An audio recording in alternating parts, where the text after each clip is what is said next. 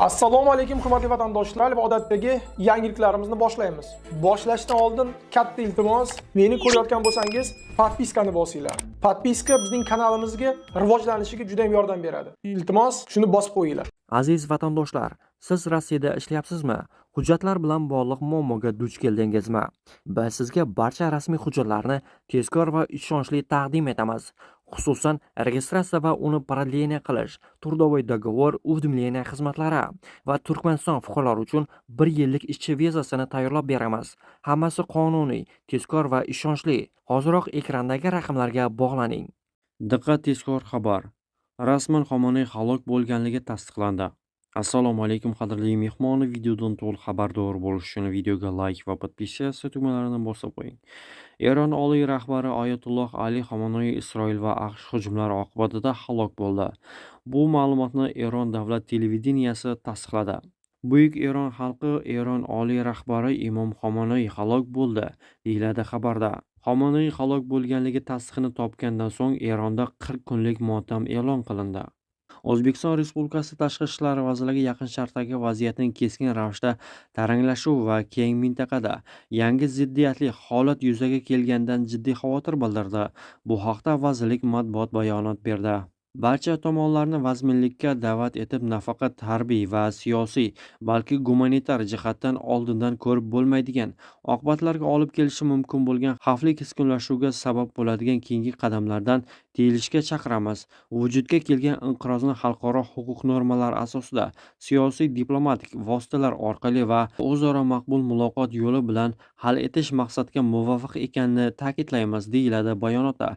Eslatib o'tamiz, avvalroq Isroil va AQSh hujumiga javoban Eron ham Isroil va Yaqin Sharqdagi bir nechta nishonlarga hujum qilgani ortidan dunyo va mintaqa yetakchilari turlicha munosabat bildirgandi.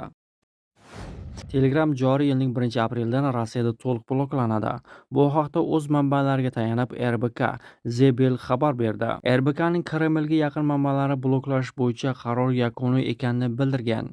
Zebelning katta to'rtlik mobil operatorlardan biri manbasi esa ularga 1-apreldan Telegramni bloklash bo'yicha dastlabki qaror haqida ma'lum qilganini aytgan. 1,5 oy ichida nimadir o'zgarishi mumkin, chunki hokimiyatda bu masala bo'yicha turli fikrlar bor, ammo hozircha ma'lumot shunday: 1-apreldan to'liq bloklash bo'ladi, deya qo'shimcha qildi u.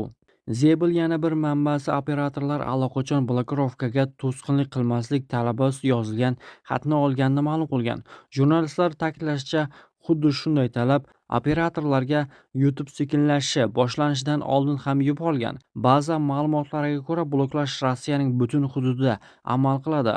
RBK maqolasida aytilishicha, aprelga borib Telegram faqat front hududida ishlaydi.